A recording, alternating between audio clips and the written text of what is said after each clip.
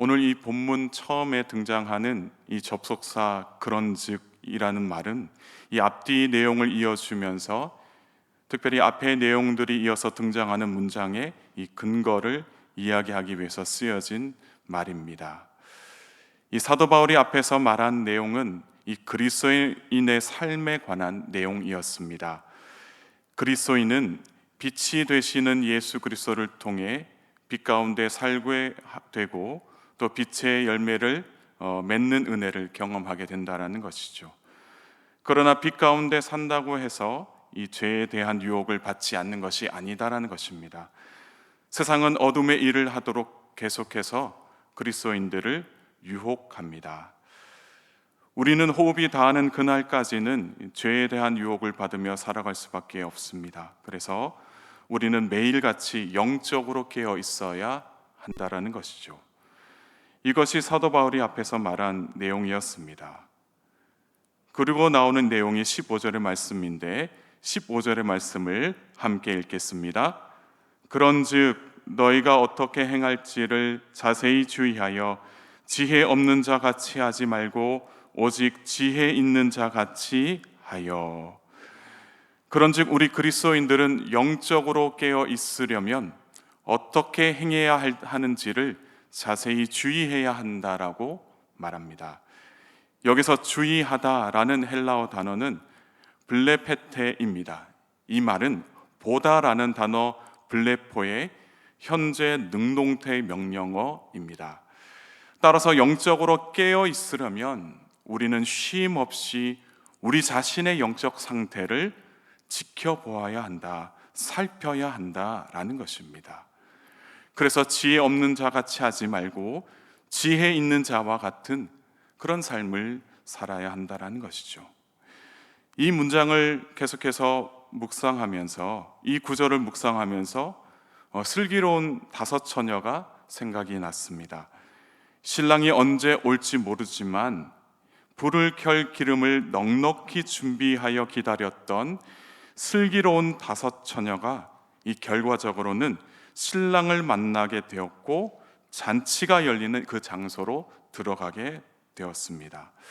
그러나 다른 다섯 처녀들은 어떻게 됩니까? 기름을 넉넉히 준비해야 되겠다는 그 생각을 미처 하지 못하고 그냥 그렇게 있다가 기름이 필요하구나, 그것을 깨닫게 되는 것이죠.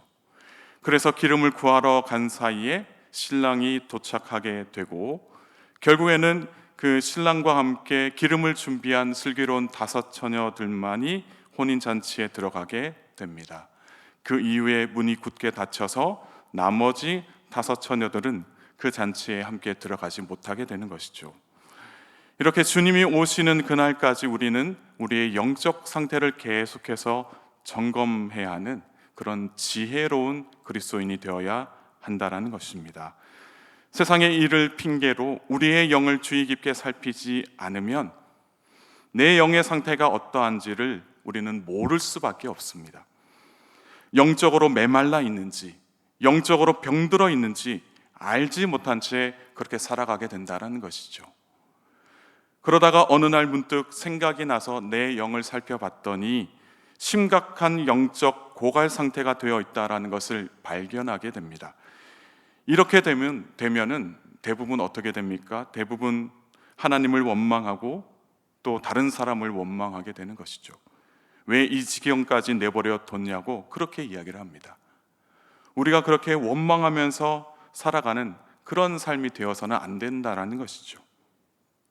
그래서 오늘 말씀에 분명하게 말씀하고 있는 것이 너희는 지혜로운 자가 되어서 영적으로 깨어 있기 위해 너희가 어떻게 해야 하는지를 자세히 주의해야 한다라고 이야기를 하고 있습니다. 사랑하는 성도 여러분, 우리 아름다운 교회 성도님들은 지혜 있는 그리스도인이 되실 수 있기를 소망합니다. 그래서 주님 오실 그날까지 늘 영적으로 깨어 있기를 간절히 소망합니다. 사도 바울은 16절의 말씀을 통해서 이렇게 말합니다. 함께 읽겠습니다. 세월을 아끼라, 때가 악하니라. 아멘. 때가 악하기 때문에 우리는 세월을 아껴야 합니다. 세월은 화살과도 같아서 빠르게 지나갑니다. 특히나 많은 세월을 보내신 성도님들께서는 피부로 더 많이 와닿으실 겁니다. 시간이 지금보다 조금 천천히 지나가면 좋겠다 생각하지만 우리의 바람과 다르게 세월은 점점 더 빨라지는 것 같습니다. 세월 앞에 장사 없다고 하고 또 지나간 세월은 결코 돌이킬 수 없다라는 말을 합니다. 우리 인간은 결코 세월을 붙잡을 수 있거나 세월 앞에 서서 가로막을 수 없다라는 이야기입니다. 결국에는 우리가 어떻게 해야 하는 것일까요? 우리에게 주어진 그 시간 안에서 열심히 신앙생활해야 한다는 것입니다.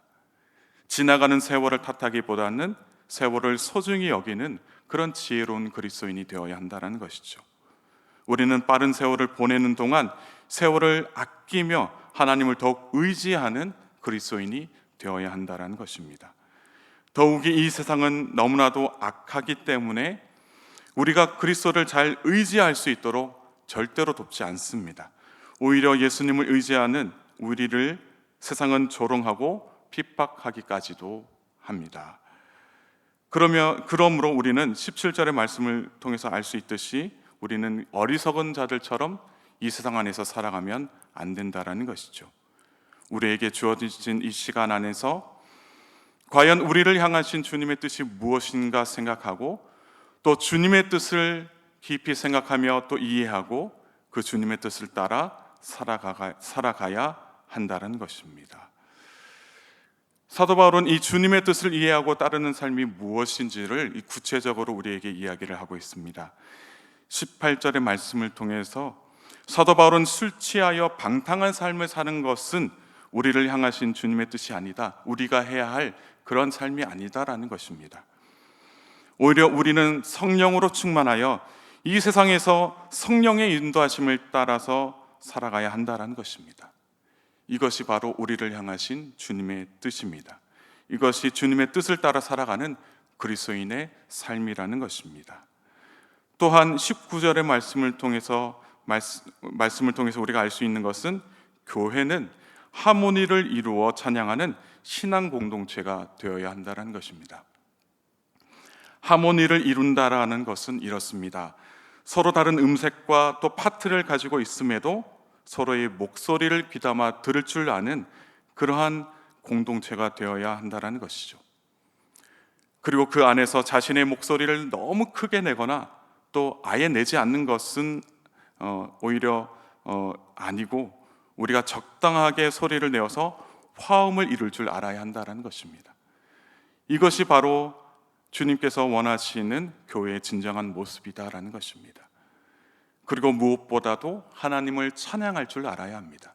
함께 모여서 거룩한 대화를 하며 하나님을 찬양하는 그런 모임이 되어야 한다는 것이죠.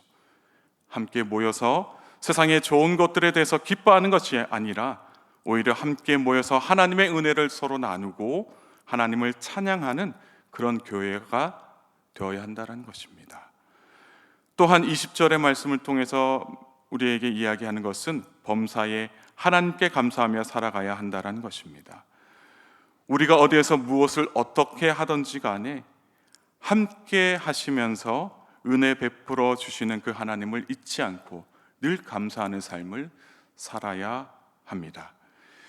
시간과 공간을 초월하시고 한결같이 우리와 함께 동행하시는 그 하나님을 우리가 생각하고 또 그 하나님께 감사하는 삶을 살아야 한다라는 것입니다. 마지막 21절의 말씀을 우리가 함께 읽겠습니다. 피차 복종하라. 아멘. 그리스도를 경외하는 것은 곧 나를 낮추고 그리스도를 높이는 일입니다. 그리고 예수 그리스도께서 말씀하시는 대로 순종하는 삶을 사는 것이 바로 그리스도를 경외하는 삶입니다. 그리고 그리스도를 경외하면서 성도들 간에 피차 복종해야 한다라고 이야기를 합니다. 서로에게 복종을 강요하는 것이 아니라 자발적으로 섬기고 도와주며 헌신하는 그러한 삶을 살아야 한다는 것이죠.